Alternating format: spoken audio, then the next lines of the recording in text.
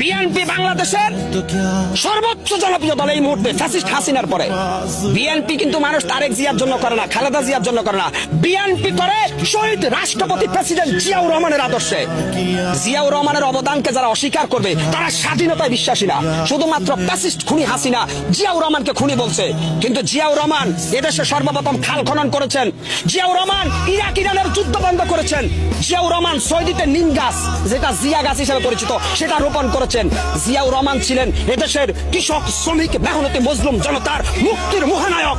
জিয়াউর রহমানকে যারা খ্যাত করে তারা সত্যিকার অর্থে দেশদ্রোহী। শহীদ রাষ্ট্রপতি জিয়াউর রহমান সৈনিক হিসাবে বাংলাদেশ সেনাবাহিনীর গর্ব।